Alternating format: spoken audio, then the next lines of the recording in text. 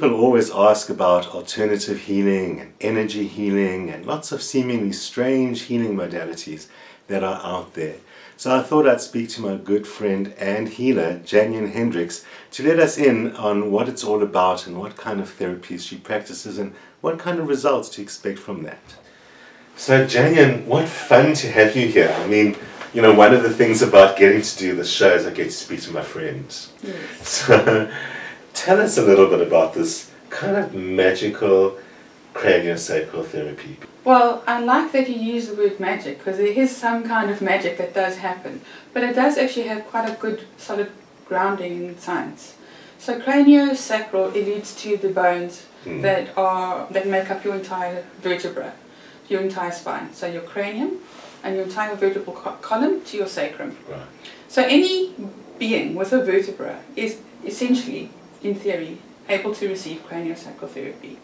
So what happens is when your brain starts to produce cerebral spinal fluid, it creates almost like a semi-closed hydraulic system, and it forces the fluid down your spinal column, and then it gets reabsorbed by the body. And what happens is your body starts to respond to this production and reabsorption in a very gentle flexion and extension motion.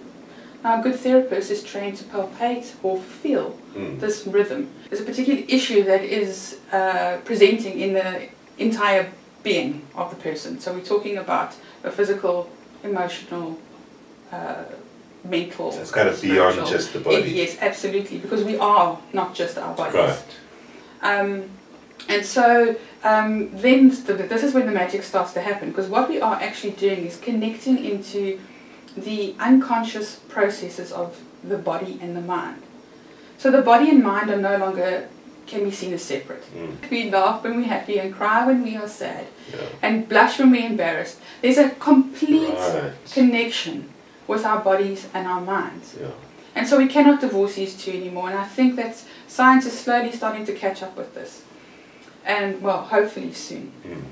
And so what happens when we are palpating this rhythm, we are connecting into these unconscious processes, this power that keeps your heart beating and your hair growing without you having to consciously get involved and say, beat, beat, beat, grow, grow, grow. Right. So, and thank goodness for that, because we, you know, can you imagine what life would be like if you had to put all your energy there? So this space of the unconscious mind is so rich, full of wisdom and knowledge. And about the body, about the whole being. So it will guide the therapist into where the first port of call is, so to speak, that needs assessment, that it needs treatment. And so sometimes somebody will come for a headache, and the body will call me to the lower back, and I can sit and hold gently over the clothes, gentle touch, and I can feel restriction in the lower back. And then after the treatment, the person will be confused as to why they came to me for a headache, but I'm treating their lower back. And when we start to discuss, we realize that they actually had a fall with a horse when they were 8 years old. And the impact on the coccyx sent a compensatory energy up into the body, and very physical compensatory issues through the fascial tissues and the muscles, and maybe even misalignment of the spine that results in a headache. So, very interestingly enough, if you go to the root cause of where the injury occurred, you are able to resolve the issue, and they don't have any headaches anymore. So you say it's essentially a gentle touch through clothes. Yes. So is it, are you feeling for something? Are you pressing? What is the actual process that makes something change? So the touch is no heavier than 5 grams, really. It's very, very gentle, and sometimes, especially in cases where people have been either sexually abused or major trauma, that touch to them, or people who are very sensitive to touch, or ticklish, or maybe also feeling nervous around the trust issues between another human being in their physical space, for whatever reason. I will get a sense. So as a therapist, we are trained to completely empathize and pace ourselves with our clients, and to realize to connect into their model of the world. So now I'm going into another space of therapy, but we're connecting into their model of the world. And so to be respectful of that, and there's somehow an unconscious communication of that. And so I can actually work quite far with the body sometimes. And shifts do happen. But that's an extreme example. In an average example, that's no more than 5 grams of touch. The body will then respond in a therapeutic manner. I will start to sense tissue movement. Sometimes the actual spine will pop back into alignment. And then on some occasions, the emotional connection or a psychological connection can present itself. Right. And this is where the magic really is delightful for me, because what happens is that somebody might come with an issue and I can feel tension, say, in their chest. And I'll be holding on the chest, and there'll be some tissue release, and then suddenly a pain out of nowhere starts to grow. And then the person who has now been treated on will probably come out of this very deep, relaxed space and say, wow, I'm feeling this big pain. And then I will work with this person using other techniques that I've drawn from different places, but also part of the cranio-sacral therapeutic process, called somato-emotional release. Right. So somato meaning the body. So releasing the emotion that's stored there. So oftentimes when there's a nagging pain, there's a connection psychologically, and so what will happen is that the pain will grow. And then as I'm guiding this person through this process, they will suddenly either remember the emotion, remember an event, or remember a trauma, or just experience the pain of that feeling in very short bursts, often with the release of a cry. Sometimes their bodies might move. I've had a case where a lady was leaving her ex-fiance's home. He had just broken up with her, and she was driving on the highway and she had a terrible car accident through her tears, and the car rolled 10 times. And then years later, she came to me with these heavy, hectic pains, and ironically, she was engaged again to another person, and all these pains came up. And so when I was working on her, all this fear around the loss of, and the grief around the loss of this first fiance, combined with the impact from the accident, resulted in her body having multiple blockages, or we call them energy cysts. So points of where the energy of an accident hasn't been able to escape the body, and then they start to send signals of pain. And so what happens is that, what happened in her case was that her arms and her body was actually reorganizing itself, unwinding those tensions and processes of the actual fall, of her tumbling in the car. And it was so profound that I actually had to get another therapist to come and help me, because I didn't have enough arms to handle all the limbs, because you can imagine what it would be like to be riding in a car 10 times. So the physical and the non-physical components are both stored in the body. Yes. And I know that a lot of people are confused by emotion gets stored in the body, and something that always occurs to me, the function of physical pain is your body trying to tell you there is a problem that you need to fix. Yes. It is unmistakably, whether we call it evolutionary or whatever our belief systems are, or the body is designed to try and correct itself and try and get you to help it. Yes. So to me it seems obvious that there must be somewhere it's going to try and tell you there's an emotional thing you need to fix. Why wouldn't it? 100%. But I think that also, to be fair, human beings have been primed and socialized to not take responsibility for our health. And so when we feel pain, and then we think, okay, I'm going to have to see a doctor. But so then the healing is a kind of cooperative process. Absolutely. Between the two. Absolutely. So from my point of view, my job is to empower you. My job is to bring the authority back into you, for you to make those healthy decisions.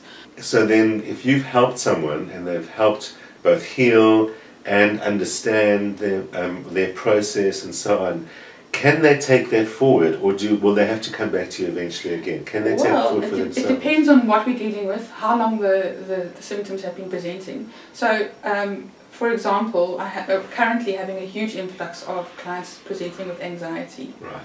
Now, anxiety isn't something that just happens to somebody in that year.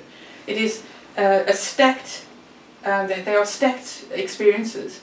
They're stacked experiences, but the thing is, what happens with stress when human beings encounter stress, we don't really have many mechanisms to empty out the energy of stress. It's an accumulation. Right. It's an accumulative process. And so what happens is that the body stacks up the energy of these various anxieties. And then what happens is that we'll then eventually get into our later years, and we haven't released past stress, and we might also have a bit of an unhealthy lifestyle trying to cope with all of the energy of stress in us. So self-medicating the anxiety away and all of that. We're dealing with a whole lifetime of issues. So one session can very definitely give a positive reduction in symptoms, and on rare occasions completely resolve them in general, right? But it's quite risible to think that you're going to have 1 hour out of your entire life to complete the whole process. Yeah. I always try to encourage people to commit to at least 3 to 5 sessions to see a process through. And very often the symptoms are gone and they never need to come back. So how does this differ from energy healing? I know that you've done some kinds of energy healing in the past, you've got some experience with that. Energy healing seems to be related to kind of no touch, sometimes not even contact with the person that might not even be in the same room. Absolutely. So tell me a little bit about that. Well, there are overlays. So there are many tools in the cranio-sacral field that have actually drawn on from other alternative therapies. It's quite an evolving modality, healing method. But it does differ from energy healing, such as Reiki, which is now known, well, the Japanese call it Reiki, Rei meaning universal, and Ki being the Japanese version of the Chinese Qi. So it's channeling universal energy, so it's got nothing to do with the individual and their belief system. And we're working very much on sort of spiritual realms, so this is also a very difficult thing to quantify in language. It's very much an experiential method. A lot of people find that energy healing, it can be quite, on the rare occasion, quite a gross change in symptoms, but quite subtle at the same time. But we are also, as humans, or certain Westerners, very socialized to not appreciate subtle change. I think it's also the nature of the medicine we've developed. Yes. We use these very harsh chemicals to affect a very fast change without worrying too much about the side effects. Yes, and we want a quick fix, you know, and nobody who has time to over-ruminate about their symptoms. Yeah.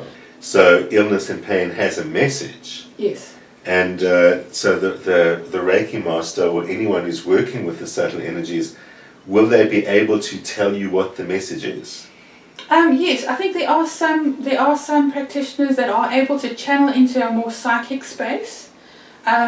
For me, I'm quite grounded in my I've got a good solid base in science. Yeah, there's so much going on that we're responding to. I mean, we forget that we ourselves and our brains be these highly sophisticated beings. There is no computer on earth like it. No, and we actually we underestimate our power. Yes. Or, you know, our complexity when we deny all those subtle levels and invisible levels of how things are really working, and the messages that we read and interpret and respond to from our world all the time. Yes. I know that you've also done work in NLP, neuro-linguistic programming, which is a sometimes controversial field. Very. Yeah. About how we do respond to messages, put out messages, and so much more. Tell me, I mean, the controversy makes it sound like, oh my word, it's the scariest or the most dangerous thing. I love it. Is it dangerous? What is it? I love that it's dangerous. I think that it's controversial because it has some very interesting methods, and it's extremely subtle and also extremely powerful. So neuro-linguistic programming, neuro alluding to our neurology, linguistics, our language, and how that affects our neurology. And program is linked from computer science. Our brain is the hardware and our mind is the software. And so we can program ourselves either optimally or suboptimally. So I could say, I can't climb Mount Lion's head at night. It's too scary for me, I can't do it. I've pre-programmed myself to not do it. So the stories that we tell ourselves govern our behavior. And so if we can find out where our beliefs lie, and we can reprogram ourselves to alter our behavior. So it really comes in quite handy when you want to change a behavior, when you want to change habits. So we do it to ourselves, or you have someone, like, because you did it as a form of therapy to help people. You teach them to do something themselves, or do you do it to them? No, it's a really hard, there's no real sort of distinctive line, because it's almost like when you train as a neurolinguistic programming practitioner, it almost becomes quite second nature. Right. So it's a way of really being present with somebody and observing. So the very basics are really just gaining rapport with people. Yes.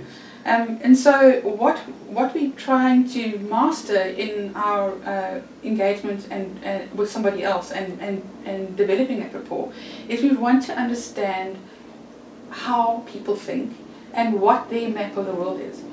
So you've heard that phrase, we don't see the world as it truly is, we see it as we are. Right. And I would venture to say that that is pretty good, accurate presupposition, because nobody quite knows what reality is. We don't know what reality Sure. is. There is no definitive, here's reality. Yeah, there's no proof of anything. Right, so our version of reality is subjected to our makeup. So we process life through our five senses. And as we are processing our life through our five senses, they're going through a process of other filters. There are many factors to this. This is just one that NLP has mapped out, and that is generalization, deletion, and distortion. So, for example, generalization is good in some instances, and in other instances it's not good. Generalization leads to unhealthy generalization leads to racism and stereotypes. Healthy generalization helps us to be able to drive a car unconsciously and not have to think about it. We spoke earlier about the whole unconscious process of not keeping your heart beating. So our brains can only really be conscious of something like about 7 bits of information at a time, and then there are just millions in the background. Right. So when a little kid is learning how to open up a door, he uses a doorknob. He now doesn't have to think about individual doorknobs. He realizes now that he can generalize that all doorknobs open doors.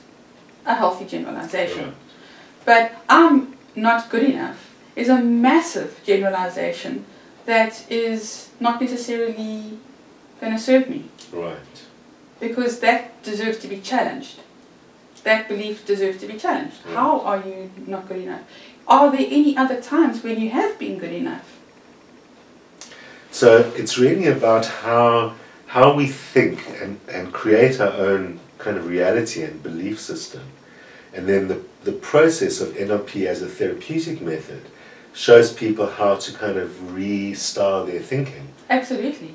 So it's really about learning about yourself and how you think and how you get in your own way. And it just takes someone to mirror that and say and challenge it. And the very challenge might be therapeutic enough, or there might be, we have a series of recipes or tools in our toolkit, and they are so vast. And so they can cover many aspects, from phobias to behavioral issues to learning how to have empathy. There's quite a broad spectrum of application. But in a therapeutic context, for me, I often will work with clients, and I use it a lot in the way that I communicate with people, and I use it in a way that helps them to elicit ways of thinking that have not been serving, and when they realize that, just that one small little tweak can change the entire reality, can change an entire relationship. Well, that reminds me of the two opposed controversies I know about NLP. One of them is that it's nonsense, imaginary, and doesn't really work or exist.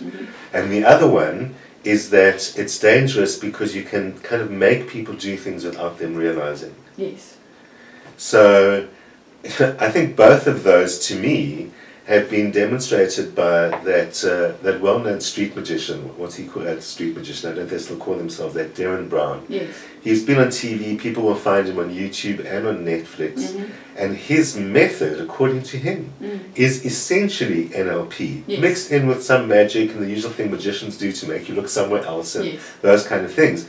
And he's often demonstrated and explained what he is doing. Yeah. So anyone who believes it doesn't exist, you just need to watch one show and there's absolute proof. Because I mean, he, in front of your eyes, he can one of the things that really struck me is how he bets on a losing horse at the races, goes and gives his ticket. The woman puts it in the computer says no win, she says sorry, no win. He then says something to her in a particular tone of voice and actually bangs his hand on the side of her little booth to kind of emphasize his point, and gives her the ticket again. She puts it through, the computer says no win, and she gives him the money. Yes. Even though in front of her face the screen says don't. Yes. So she's like so persuaded somehow that there's like an unconscious part of her that's responding to him. Yes.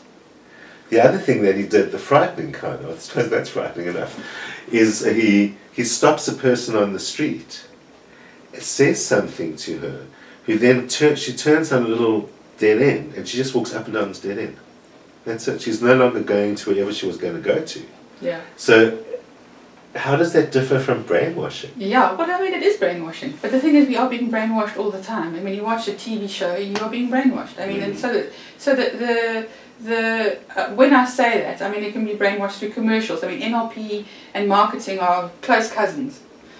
Because they are powerful and they are able to persuade people. Darren Brown, an incredible mentalist, and so what mentalists do, they're performers, so they are quite showy and they're quite extreme. So that's a massively extreme example, and he's a master. NLP, when somebody says it's either too powerful or not powerful at all, I would then have to challenge, because NLP in itself is so filled with so many different techniques. So I want to know specifically what technique would be the one that doesn't work or the one that's too powerful. Right. Yeah. So just to put that disclaimer in there. So broadly speaking, the power of hypnosis, which is a tool within the umbrella of neuro-linguistic programming, that Darren Brown uses, with your example of the betting on a losing horse. When he's speaking to the lady in the booth, you will notice that he is using his hands in a way that gestures that can actually elicit a trance. Also, when he bangs, what he's doing is he's scrambling her brain. Oh, there's a moment of like shock. What just happened there? And then he can inject a hypnotic suggestion. Wow. It takes take kind of a lot of courage or confidence, Absolutely. I think is the word. Absolutely. So there's a tool for that in NLP. So your state is essential for pretty much any successful outcome that you want. So that's sort of the ground rule. So if you want to learn, if you're in a good state and a positive state, you're going to absorb more information than if you're anxious, right? So there are tools in NLP that can help with playing with states. I mean, it never really occurred to me that the proof for NLP is just do it yourself, never mind the controversies. 100%. It's like you're not trying to prove anything or be a magician, you're just trying to heal. Yeah. And also because, I think that skeptics have a positive intention. They're looking for the ultimate truth. Yeah. And then when someone comes and gives them something that sounds too good to be truth, it's skeptical. We see like things to be complicated. Yeah, and so sometimes things are too good to be true, and sometimes they're not. Yeah. The thing is to be open enough, suspend your disbelief, and try it. NLP empowers you really to take responsibility. 100%. So that speaks on what you just mentioned earlier about, or alluded to, maybe being too powerful. Yes. So there's an ethical element to neuro-linguistic programming. Some people could even argue that somebody using NLP techniques for maleficent purposes is not actually practicing true NLP, because there's a large part of NLP which is called an ecology check. So every technique comes with an ecology check, because first of all, if it's not congruent with the person, their unconscious mind is going to push that technique away. Anyway. And so it's not up to me to decide what's right for you. Yes. It's up to you to decide what's right for you. I'm only here to ask you the right questions so that you can decide for yourself. Wow. I mean we could talk forever, but we don't have the time to do that. But I've really learnt a lot, not only about the specific techniques, but I think something that really strikes me, we started off speaking about, I told you about a person who thought you'd done magic on her because she felt so much better. And well, she was. I mean, you fixed her headaches never to be repeated. Lovely. A lot of what you've taught me today is really about that whatever you're doing, it's all about really teaching people and teaching the body to heal itself and correct itself. 100%. And that is, I think, the real intention, it seems to me, of Yes. alternative healing, is you Yes. practice it. Yes, there is an alternative. There is an alternative, and it's worth exploring and decide for yourself. That's amazing. Always good to know there's more to learn and more ways to take charge of our own lives. You can contact Jannion at this email address and find her online over here. And I'll be back next week talking to Solly Philander, the well-known actor and radio and TV personality, about the fantastic new play he is in at the Baxter Theatre, opening next week. Join us.